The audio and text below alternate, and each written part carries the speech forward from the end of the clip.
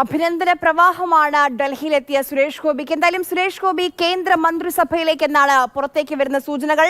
Cabinet റാങ്കോടെയോ സ്വതന്ത്ര ചുമതലയോടെയോ മന്ത്രിസഭയിൽ എത്തിയേക്കും എന്നാണ് സൂചന.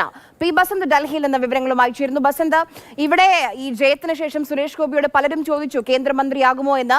അതൊരു ഭാരിച്ച ഉത്തരവാദിത്തമാകും എന്നായിരുന്നു അപ്പോൾ മറുപടി നമ്മൾ കേട്ടത്. പക്ഷേ NDA സഖ്യം ഇപ്പോൾ വലിയ തരത്തിലുള്ള ചർച്ചകളൊക്കെ നടക്കുമ്പോൾ കേന്ദ്രമന്ത്രി പദം സുരേഷ് ഗോപി ഉറപ്പിക്കുകയാണോ?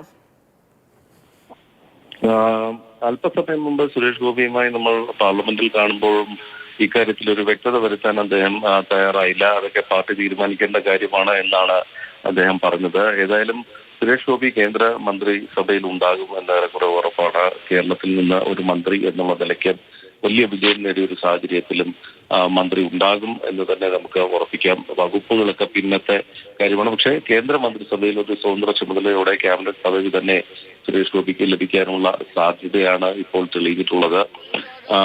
BJP NDA സംയുക്ത പാർലമെന്റ് പാർട്ടി യോഗം അല്പസമയം മുമ്പ് ഇപ്പോൾ പാർലമെന്റിൽ തുടങ്ങിയിട്ടുണ്ട്. അതിൽ പങ്കെടുക്കാൻ കേരളത്തിൽ നിന്നും സംസ്ഥാന അധ്യക്ഷൻ K സുരേന്ദ്രൻ, അതോടൊപ്പം തന്നെ ദേശീയ ഉപാധ്യക്ഷൻ KP Abdullakutty, CK Janu, NDA നേതാവ് CK ജാനു തുടങ്ങിയവരൊക്കെ തന്നെ ഇപ്പോൾ എത്തിയിട്ടുണ്ട് പാർലമെന്റിന്റെ സെൻട്രൽ ഹാളിൽ. ഭരണഘടനയെ വണങ്ങിക്കൊണ്ടാണ് അദ്ദേഹം പ്രധാനമന്ത്രി നരേന്ദ്രമോദി അല്പസമയം മുമ്പ് വേദിയിലേക്ക് എത്തിയത്.